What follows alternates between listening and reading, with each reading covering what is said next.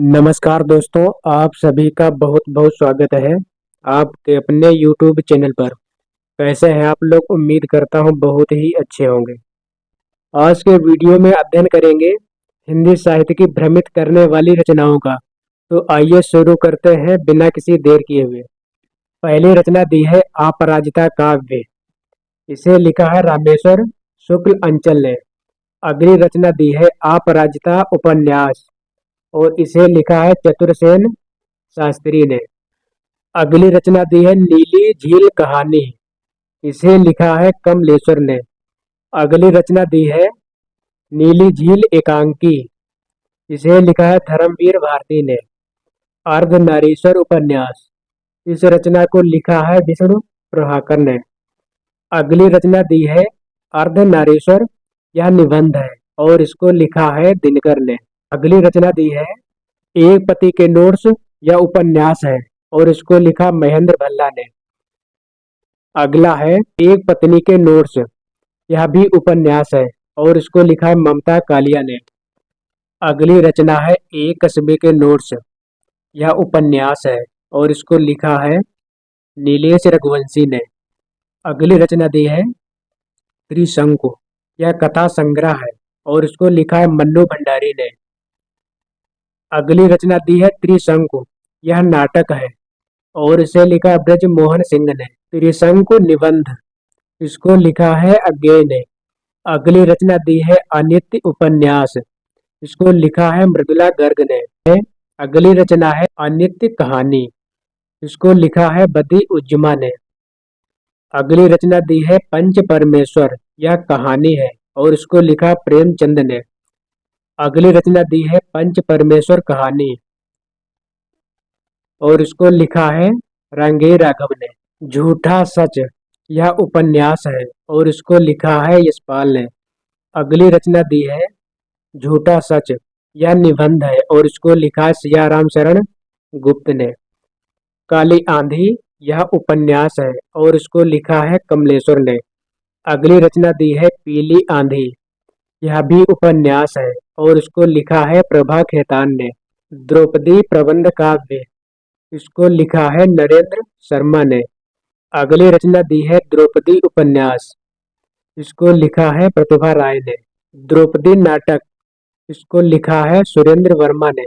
बांधो न नाव इस ठाव, यह उपन्यास है और इसको लिखा है उपेंद्र नाथ अश्क ने। अगली रचना दी है बांधो न नाव इस ठाव, यह काव्य है और इसको लिखा है निराला ने। सन्यासी उपन्यास, इसको लिखा है इलाचंद्र जोशी ने।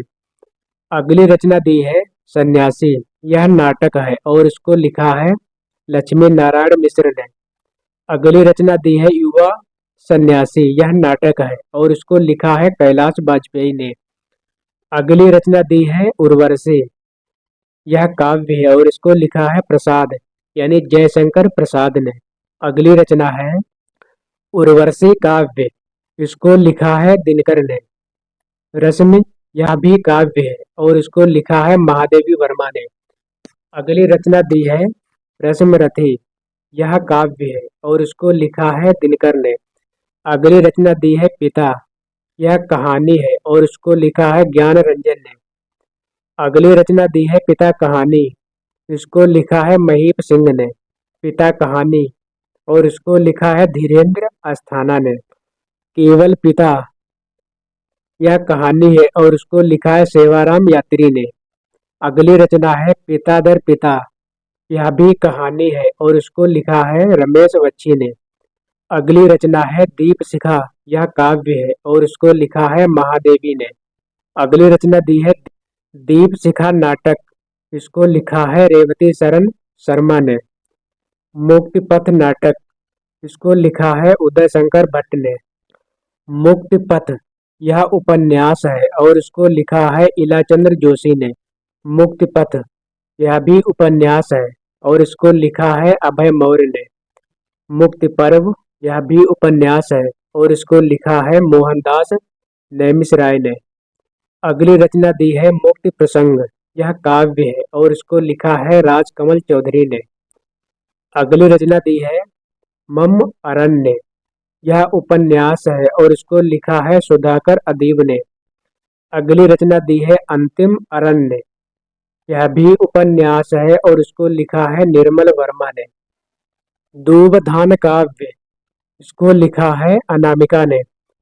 अगली रचना है दूबधान, यह कहानी है और इसको लिखा है उषा किरण ने। अगली रचना है राग बिराग कहानी, इसको लिखा है हरिशंकर परसाई ने।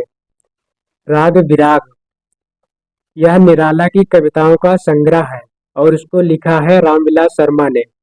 अगली रचना दी है धरती काव्य, इसको लिखा है त्रिलोचन ने। धरती उपन्यास, इसको लिखा है भैरव गुप्त ने।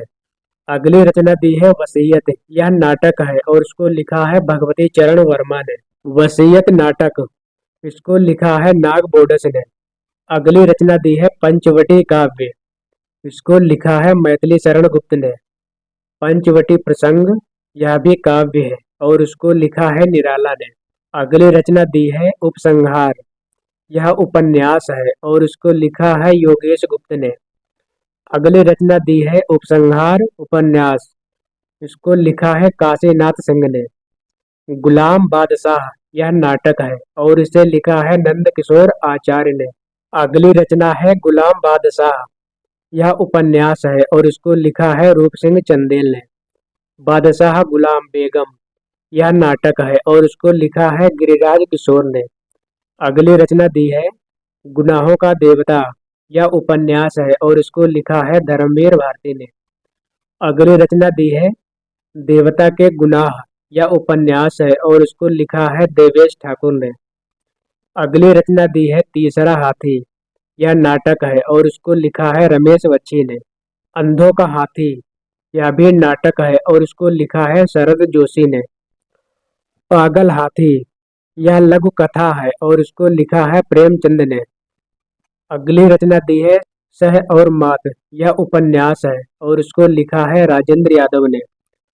सह ये मात, यह नाटक है और उसको लिखा है ब्रजमोहन सिंह ने।